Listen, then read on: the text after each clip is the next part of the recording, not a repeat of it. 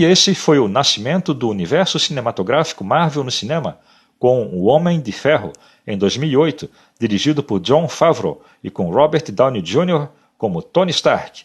Não foi de surpreender que esse filme deu origem a Marvel no cinema, uma vez que trazia o personagem central de todo o universo Marvel. Além disso, para os leitores de quadrinhos, foi um exemplo de como se adaptar uma história que surgiu nos quadrinhos e transportá-la para o cinema com poucas mudanças. O filme foi celebrado pela sua brilhante direção, pelo bom roteiro e por performances perfeitas. Foi uma adaptação fiel das páginas para as telas. E que tal conhecermos mais sobre o filme e o personagem que originaram tudo isso? Aparecendo inicialmente nas páginas de Tales of Suspense, número 39, com a data de capa de março de 1963, Tony Stark fez com que você se sentisse dessa forma. Tony Stark, gira a onda, que é cientista espacial, mas também é homem de ferro. Ele é atômico, genial, dura armadura, homem de ferro, é lenha pura, homem de ferro. Ok, chega disso. A famosa origem desse brilhante inventor, com ferimentos no coração e como punição a invenção de uma armadura para mantê-lo vivo, foi inicialmente escrita por Stan Lee, ao lado de seu irmão Larry Lieber, acompanhados dos artistas Don Heck e Jack Kirby, e muita coisa dessa história original foi diretamente transcrita para o filme. Em cada página dessa história de origem encontramos o Tony Stark, filantropo, playboy, bilionário, inventor e tudo aquilo que vimos no filme. Em uma visita a um complexo militar no Vietnã, a vida de Stark sofre uma dramática reviravolta, quando ele é capturado numa armadilha feita pelo inimigo. Fragmentos da explosão de uma bomba o ferem gravemente e ele é capturado pelos soldados inimigos. Ele é feito prisioneiro e o líder ordena que Stark construa uma poderosa arma para eles, enquanto ele estivesse em seu cativeiro. Mas, em vez de construir essa arma, Stark usou seu intelecto para criar um plano para escapar da sua prisão, com a ajuda de seu amigo, o professor Insane. Stark secretamente construiu uma avançada armadura, equipada com uma avançada tecnologia, além de armas e um exoesqueleto que o protegia. Trabalhando incansavelmente, Stark construiu a armadura e se tornou o super-herói conhecido como Homem de Ferro. Ele usou o incrível poder da armadura para confrontar os soldados inimigos, derrotando-os e assim fazendo seu caminho rumo à liberdade. Heroicamente, o professor Insane sacrifica sua vida para dar tempo a Stark para completar a sua fuga. Essa edição termina com Tony vestindo seu sobretudo e seu chapéu e caminhando embora pela selva. Assim, esse foi o início de sua heróica carreira e o terreno estava preparado para muitas outras aventuras. Assim, com esse breve resumo, percebemos que praticamente toda a origem do Homem de Ferro permaneceu intacta no filme, com exceção de algumas modificações. E daí em diante, nas próximas edições, o personagem aparecia evoluindo com novas armaduras, armas e, é claro, com seu elenco de apoio.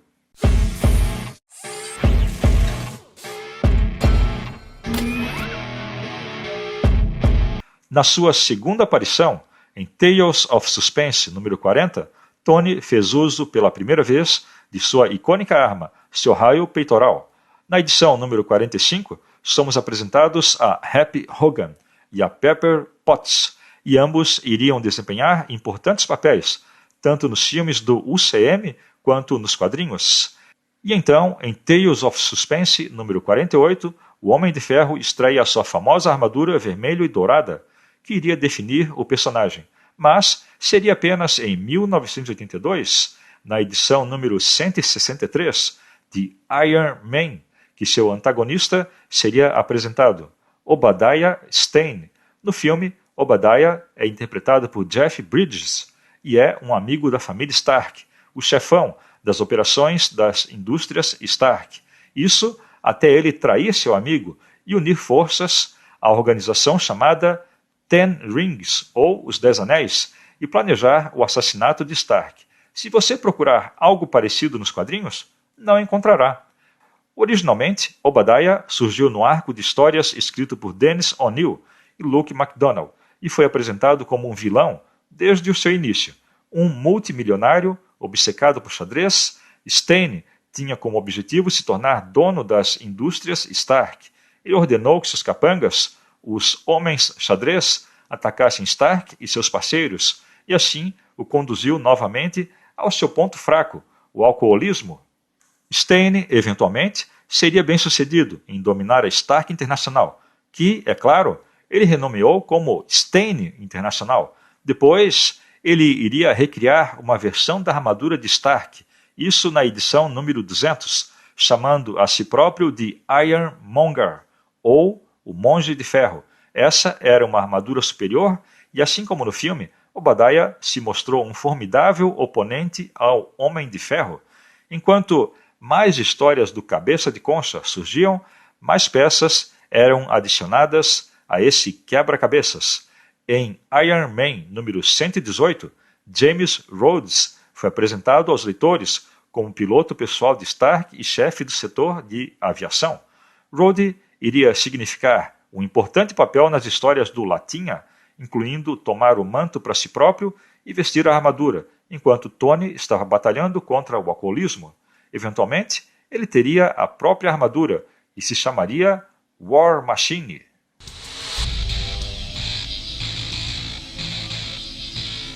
Next time, baby. Em Iron Man número 184, Stark se mudaria para a costa oeste americana, estabelecendo sua base de operações na Califórnia.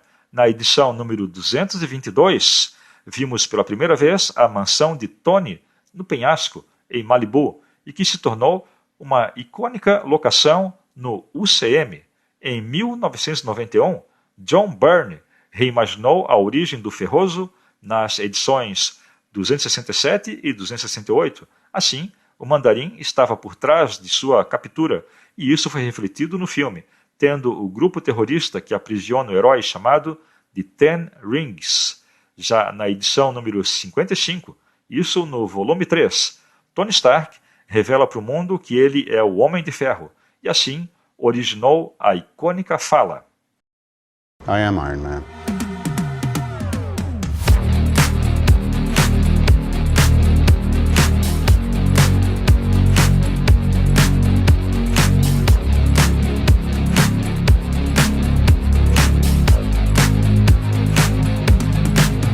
My turn. Se você quiser encontrar listas com as melhores histórias do Homem de Ferro, pelo menos duas delas estarão sempre presentes. Uma delas se chama O Demônio na Garrafa, a primeira saga dos quadrinhos, seja da Marvel ou da DC.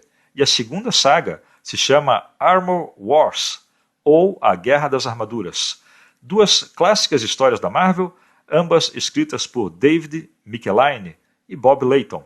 Esses dois, como equipe, tiveram lendários arcos nas histórias do personagem. Demon in a Bottle, ou Demônio na Garrafa, é um arco de 9 histórias que ocorreu da edição 120 à edição 128 de Iron Man, com arte de Bob Layton e de John Romita Jr., além de Carmine Infantino. Já A Guerra das Armaduras é um arco com 7 histórias, com arte de Mark D. Bright, e que apresenta um belo epílogo com arte de Barry Windsor Smith. Ocorreu nas edições de 225 a 232 de Iron Man, isso no final da década de 1980.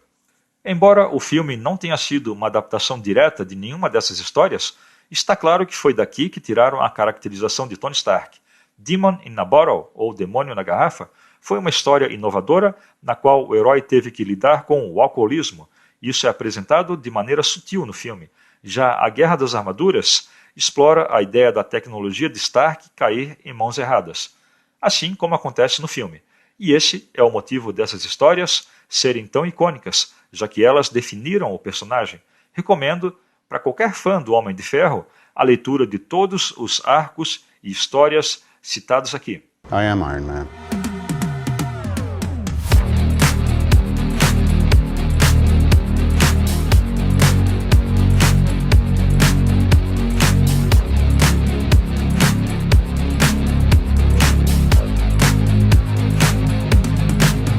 My turn. Agora conhecemos todos os quadrinhos que influenciaram o filme de maneira determinante, Mas, além desses, há um outro arco de histórias também icônico e que também se encontra entre as grandes histórias da Marvel. Essa é a saga Extremis, e que imagino que tenha definido o tom e o aspecto visual do filme. Extremis foi uma saga apresentada no volume 4 de Iron Man nas edições 1 a 6, publicadas em 2005 e 2006. Foi escrito por Warren Ellis e ilustrado por Adi Granov, e fica difícil de imaginar o visual do Homem de Ferro no cinema sem a saga Extremis. A arte de Granov apresenta Tony Stark e seu alter ego de maneira realista. Os quadros são tão cinematográficos quanto possível. Se há um quadrinho que aponta para o Homem de Ferro no cinema, esse se chama Extremis.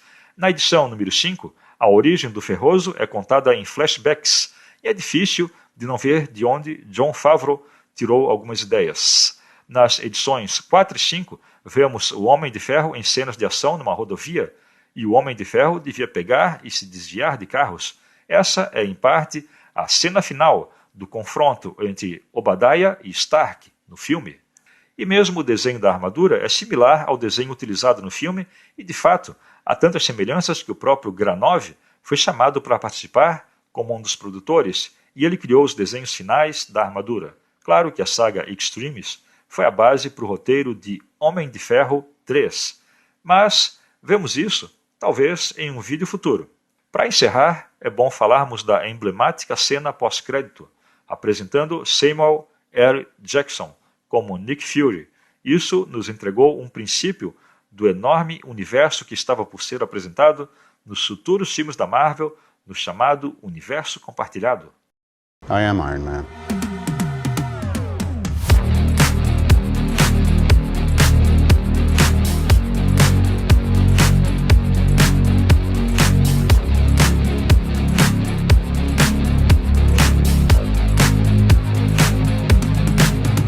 My turn. Então era isso. Para mim, esse é o melhor filme de um personagem solo da Marvel, assim como O Homem de Ferro foi, de longe, a melhor adaptação da Marvel. Diz aí o que acha desse filme nos comentários.